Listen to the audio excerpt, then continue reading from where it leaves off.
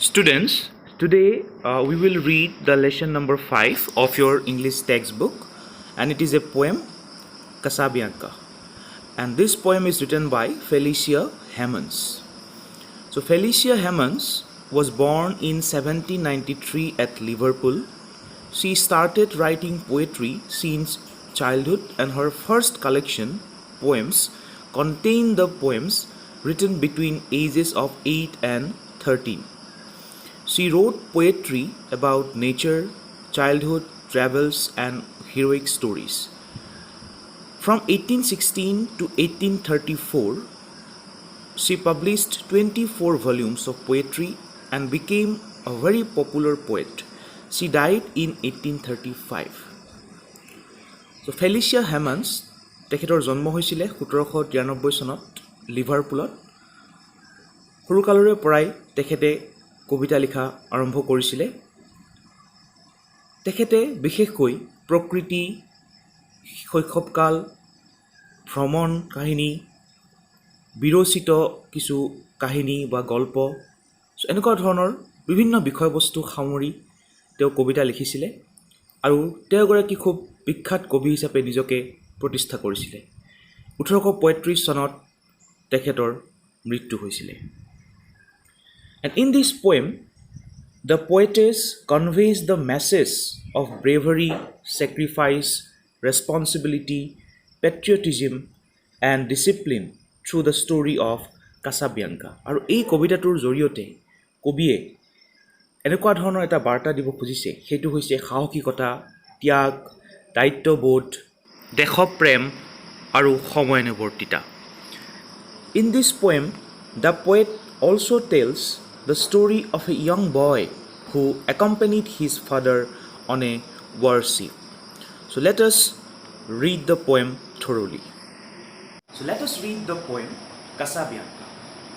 The first stanza: the boy stood on the burning deck where all but him had fled. The flame had lit the battle's wreck, shone around him over the head. So in this poem, the poet tells the story about a small boy, a young boy, who accompanied his father on a warship.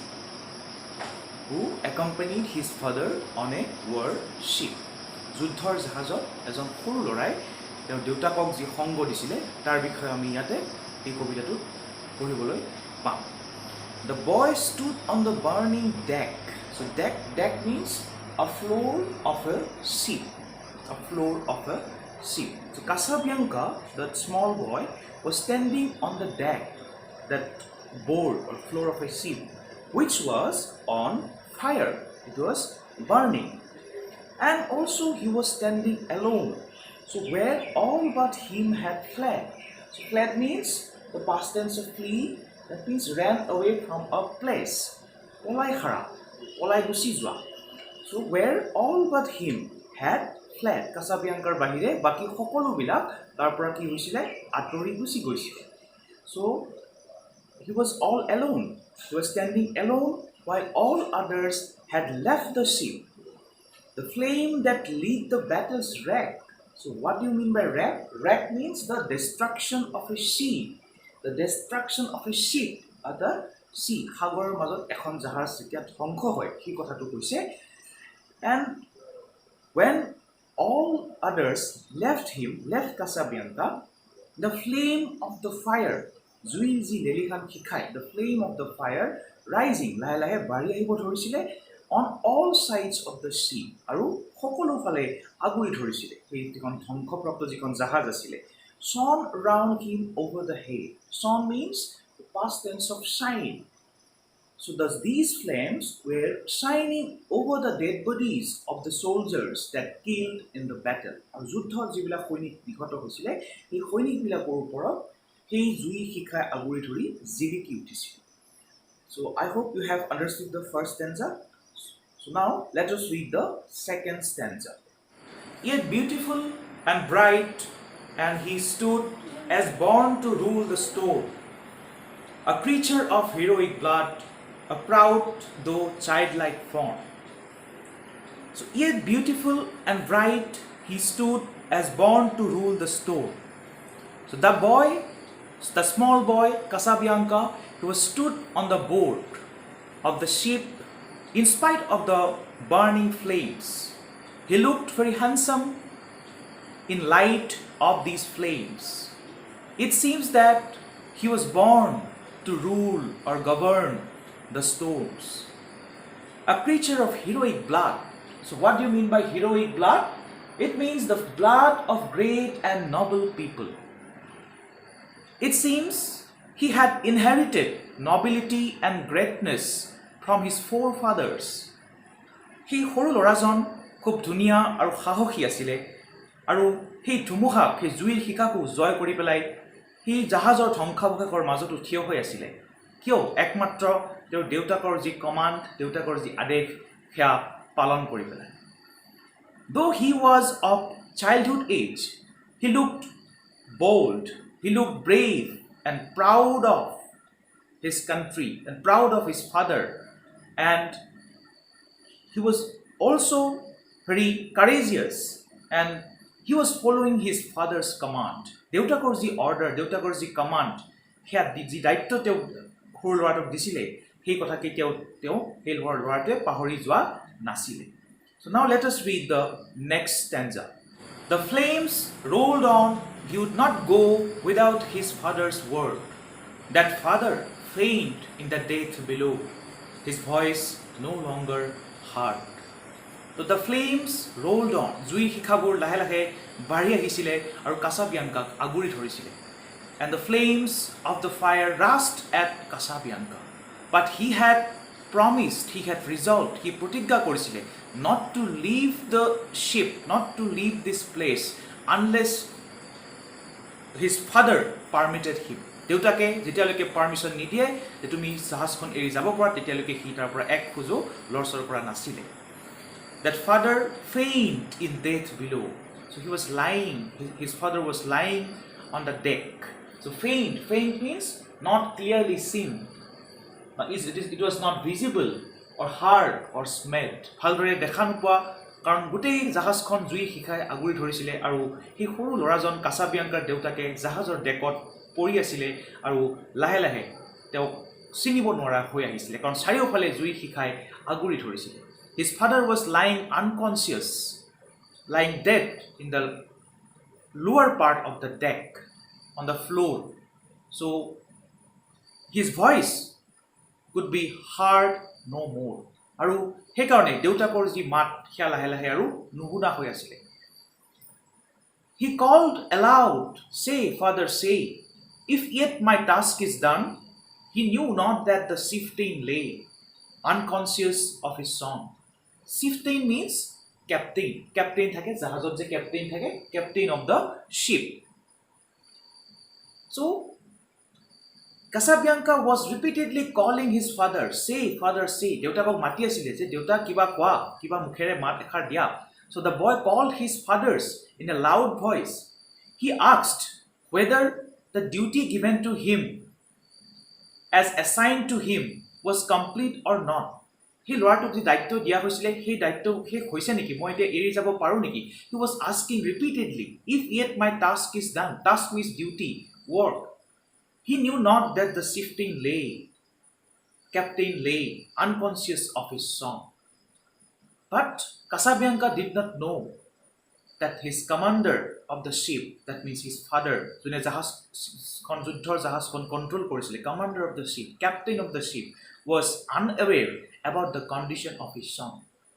তেওঁ লৰাই যে আজি এই দুই শিখাৰ মাজত জাহাজৰ ধ্বংসাৱশেষৰ মাজত থিয় হৈ আছে সেই কথাটো কিন্তু দেউতাকে আৰু দেখা পোৱা নাছিলে কাৰণ his father was lying unconscious on the deck of the ship, on the floor of the ship. So কেনেকুৱা এটা দুখ লগা দৃশ্য কিন্তু সেই সৰু ল'ৰাজনে অসীম সাহসেৰে অপৰিসীম সাহসেৰে সেই জুইৰ শিখাৰ মাজতো he was standing still with his bravery. সাহসেৰে তাৰ মাজতো থিয় হৈ আছিল লৰচৰ কৰা নাছিলে কিয়ৰ কাৰণে একমাত্ৰ to follow to abide by his father's rule. দেউতাকৰ যি কথা সেই কথা একমাত্ৰ মানি চলিবলৈ তাত জাহাজখনত সাহসেৰে থিয় হৈ আছিল So now let us read the next stanza. Speak, father, once again he cried, if I may yet be gone. And but the booming shots replied, and fast the flames rolled on.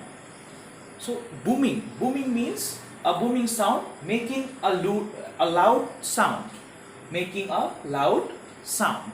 Speak, father, speak. So again, the boy was repeatedly calling his father. Deutakok mati asile. Once again, he cried. He kandisile. So the poet tells us that the boy again cried and asked his father if he could go. So he was taking permission from his father. If I may yet be gone, মই এতিয়াও যাব পাৰো নেকি? কাৰণ গোটেই জাহাজখন আগুৰি ধৰিছিল। হয়তো খন্তেক পিছতে তাৰ চাৰিওফালেও তাৰ গাটো জুয়ে আগুৰি ধৰিব। And but the booming shots replied, so that loud sounds, that sounds replied. What he wanted to say more, but his voice was drowned in the midst of the heavy noise of guns and flames rushed on the very fast. আৰু সেই যে তাত জুই শিখাই লাহে লাহে roll চাৰিওফালে আগুৰি ধৰিছিলে আৰু তাৰ মাজত যি গানৰ যি শব্দ বোমাৰ যি শব্দ সেই শব্দৰ মাজত সেই তাৰ যিটো ভইচ কাছাবিয়াংকাৰ যিটো ভইচ সেইটো একদম নুশুনা হৈ গৈছিলে So সেইকাৰণে কৈছে but the booming shots replied and fast the flames rolled on আৰু লাহে লাহে সেই ধ্বংসৰ জাহাজখনক চাৰিওফালে জুই শিখাই আগুৰি ধৰিছিল So students, I hope you have understood till now. So now after that we will read the next paragraph. Upon his brow he felt their breath and in his waving hair and looked from that lone post of death in still yet brave despair. So in these lines the poetess says that the flames rushed at the boy. Jui hikai lahe lahe he horu lораটোৰ কাছাবিয়াংকাৰ কাষলৈকে আগবাঢ়ি আহিছিলে He felt the heat on his forehead and his waving hair. He lahe lahe নিজৰ চুলিত আৰু কপালত সেই জুইৰ যি উত্তাপ সেয়া he লাহে লাহে ফিল কৰিব আৰম্ভ কৰিছিলে and looked from the lone post of death in still yet brave despair. So what is lone? Lone means alone, solitary, অকলশৰীয়া কাৰণ সেই ধ্বংসপ্ৰাপ্ত জাহাজখনত কি অকলশৰীয়া আছিলে দেউতাকৰ যি কমান্ড দেউতাকৰ যি আদেশ সেয়া পালন কৰি and despair means without any hope তাৰ আৰু এতিয়া কোনো ধৰণৰ একো আশাই তাৰ মনত একো নাছিল সেইকাৰণে and looked from that lone post of death in still yet brave despair. Brave means courageous, সাহসী. So though the boy knew that his death was near, তাৰ মৃত্যু একেবাৰে কাষ চাপি আহিছে কাৰণ জুই শিখাই তাক লাহে লাহে আগুৰি ধৰিছে But he stood calm and quiet. He looked around him from the lonely place of death.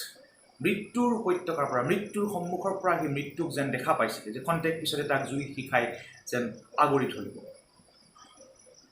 But he was a courageous boy.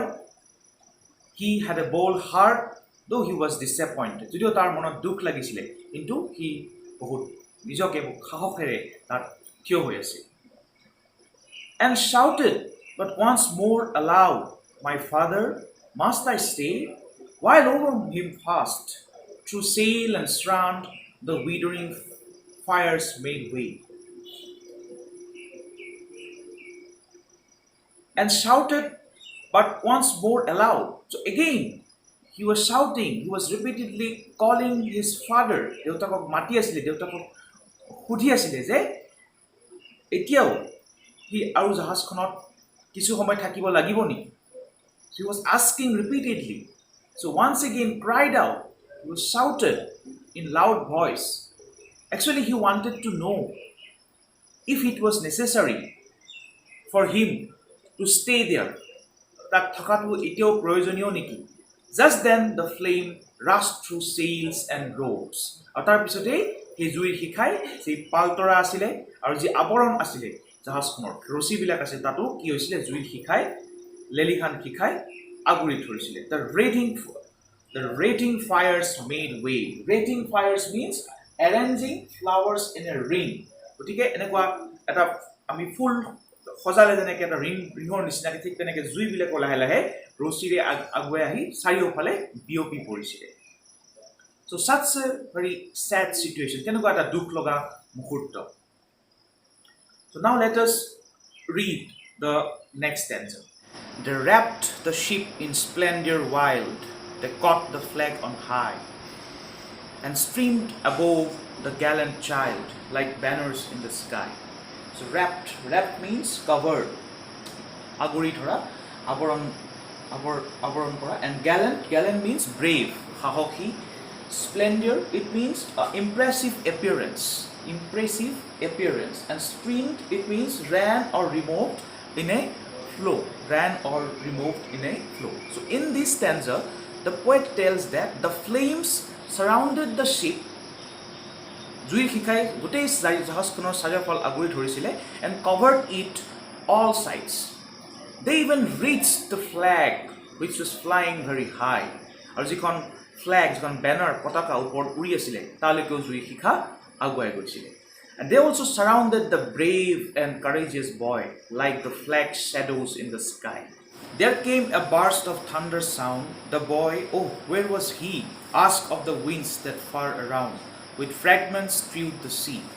So fragments, it means small part, kuru tukura, and strewed means scattered untidily.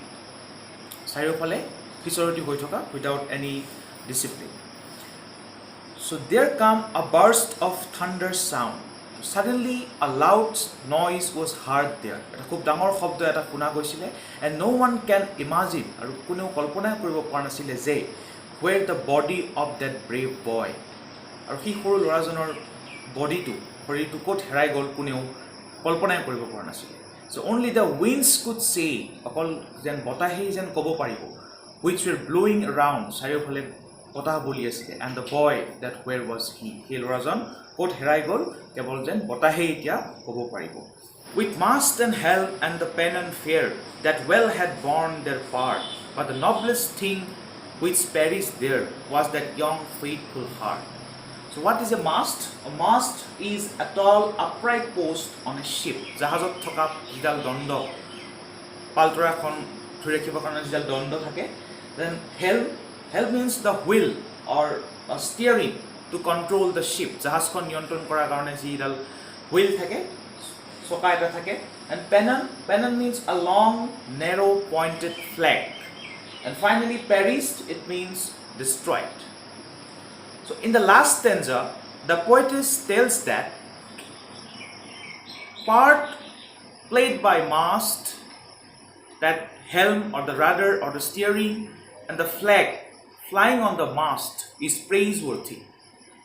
A mast, helm or pennon, ihotor jitu role, jote khub bhalke ihote palon korisile, but the noblest thing which died, there was the young, obedient and disciplined heart, brave heart, that was Casabianca. Aru অৱশেষত সেই জুইৰ ধ্বংসাত্মক শিখাই কাছাবিয়াংকাকো আগুৰি ধৰিছিলে আৰু কাছাবিয়াংকাৰ মৃত্যু হৈছিল. And at last he was burned to death by the destructive flames of fire. So this is the poem. I hope all of you have understood. So all of you please watch this video, and I also request you to read the summary of the poem. There is a short summary, and also read the word note and remember the new words. So thank you.